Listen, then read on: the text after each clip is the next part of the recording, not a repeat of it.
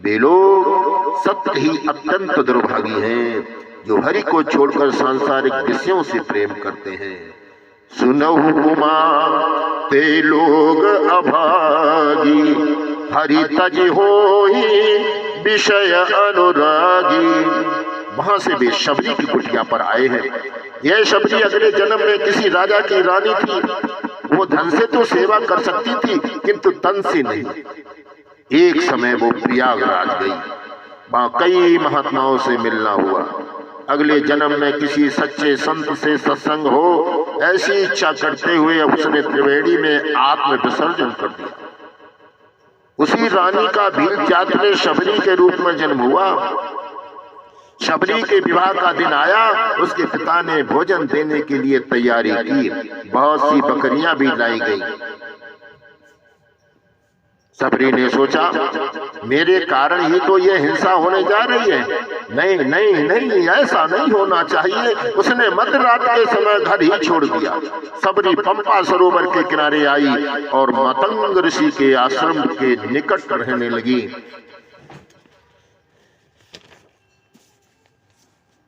यह मतंग ऋषि वर्ष में एक हाथी का शिकार करते थे।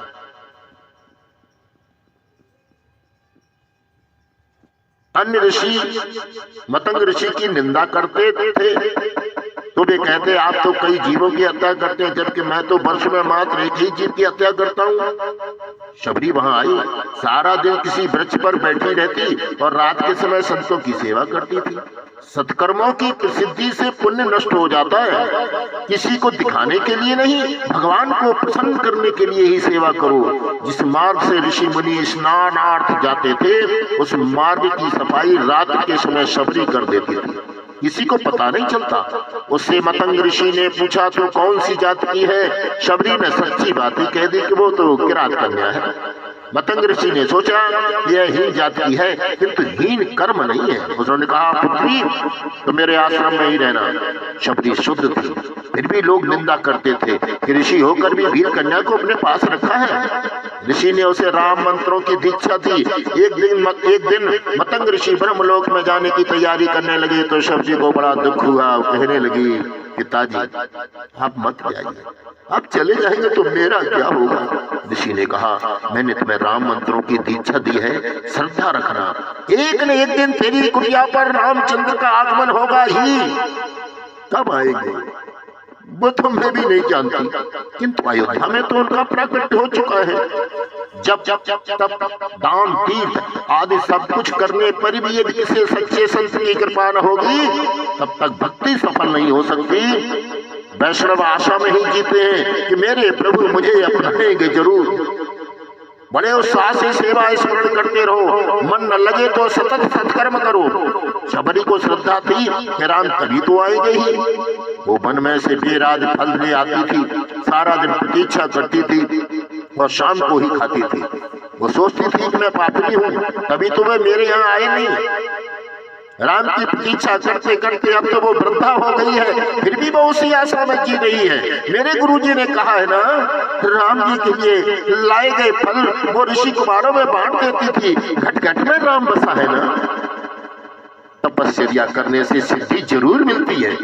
शबरी सारा दिन राम मंत्र जपती रहती थी। उसका जीवन संयमी और सेवा में था।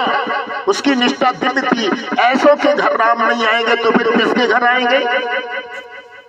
राम लक्ष्मण पंपा सरोवर आए तो ऋषि मुनियों ने उनका स्वागत किया। वे सब अपने यहाँ पधारने का आग्रह करने लगे तो राम जी ने कहा मैं पहले शबरी की कुटिया पर जाऊंगा।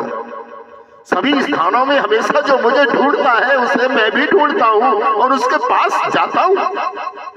जिस दिन राम लक्ष्मण शबरी की कुटिया पर पहुंचे उस समय वो राम मंत्र का जप कर रही थी। शबरी ने दोनों का स्वागत किया और बैठने के लिए अच्छा सा आसन दिया। मैं वैसे तो जातहीन हूँ फिर भी आपकी शरण में आई हूँ। राम कहते हैं मैं और किसी भी प्रकार का संबंध नहीं चाहता, सबसे ऊंची प्रेम सगाई। सबसे ऊंची प्रेम सगाई, सबसे ऊंची प्रेम सगाई, सबसे ऊंची प्रेम सगाई।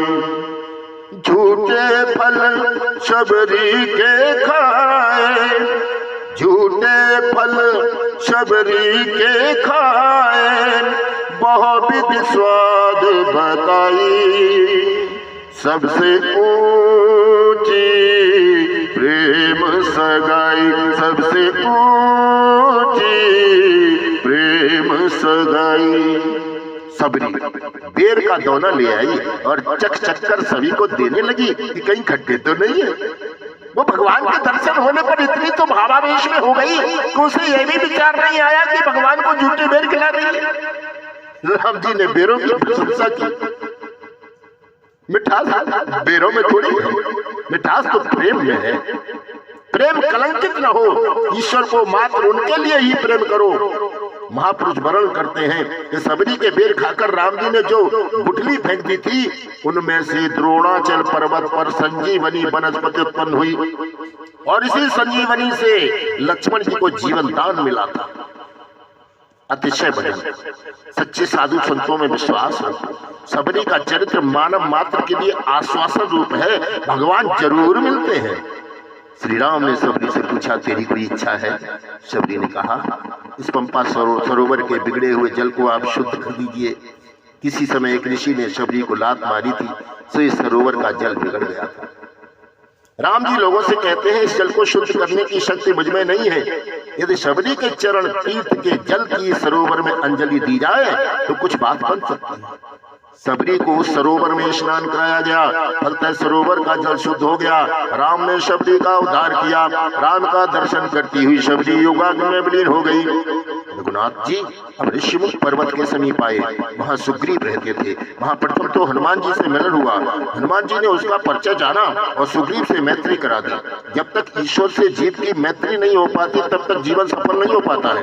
और ऐसी मैत्री हनुमान जी अर्थात ब्रह्मचर्य के बिना नहीं हो पाती।